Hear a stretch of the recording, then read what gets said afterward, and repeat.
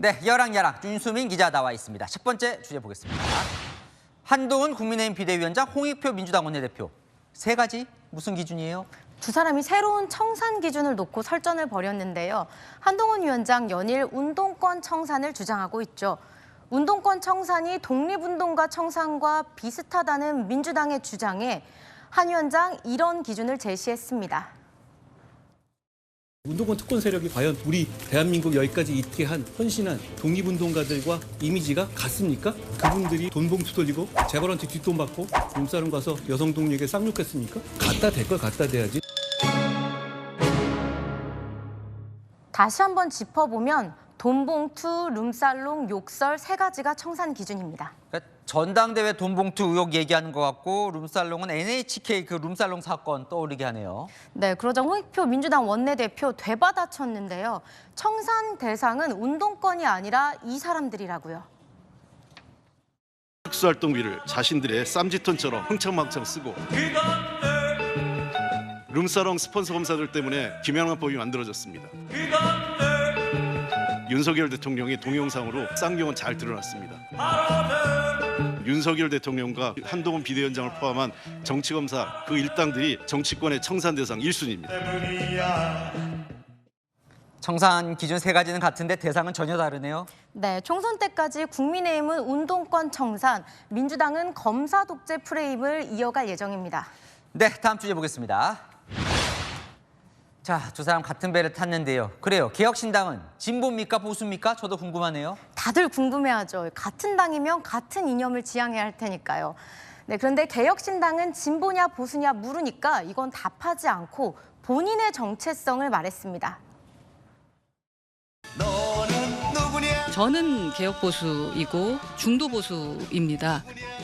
이준석이라는 사람이 보수적 성향을 가진 정치인이면 사실은 변하지 않았거든요. 너의 생각은 뭐냐라고 한다면 저는 실용적 진보입니다만은. 뭐 제각각일 수 있을 것 같은데 그래서 개혁신당은 진보예요, 보수예요, 뭐예요?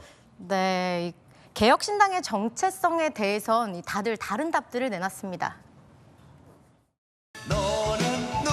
진보도 있고 보수도 있는 거지. 보수 진보를 얘기해봐야 무슨 의미가 있습니까? 공존하는 게 시대 정신이라고 저는 생각을 하고요. 그런 선명성이 결국 우리나라의 발전에 도움이 되었냐? 그렇지 않거든요. 살짝 뭐 좀 피해가는 것 같기도 하네요. 네, 그러다 보니까 위장 결혼이라는 지적도 나왔습니다. 지금 그 신당은 정체성이라는 게 정말 있습니까? 영주권 얻기 위한 위장결혼 비슷한 것 아닙니까? 생각을 같이 모을 생각이 없잖아요. 네, 지적받은 이준석 대표 이렇게 말했습니다. 하루 정도는 고운말을 해주는 것이 통상적인 상례인데 다소 의아하긴 합니다. 저는 한동훈 위원장이 어떻게든 잘 되길 바랍니다. 정치인으로서의 예의만 지적했을 뿐 정체성에 대한 답은 못한 거죠. 네, 여러 고민을 하고 있겠죠. 네, 주제 하나 더 보겠습니다.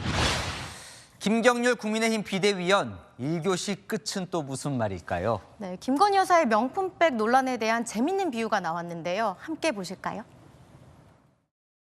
우리가 1교시가 국어시험이고 2교시가 영어시험, 3교시가 수학시험이면 1교시 국어시험 이제 끝났잖아요.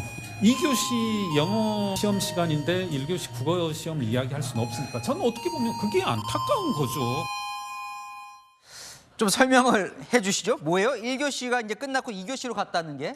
네, 김건희 여사의 명품백 논란이 벌어졌던 1교시 시험 성적이 이미 나왔다고 말했습니다.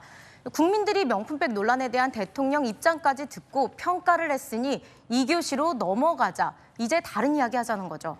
그럼 일단 1교시 시험 점수가 궁금하긴 하네요. 후하게 줬을까요? 박하게 줬을까요? 가채점 결과는 이겁니다. 그건 진짜 국민들이 판단할 부분인 것 같아요. 더 잘 맞고 싶고 더 잘 보이고 싶은 입장에서는 아쉽습니다.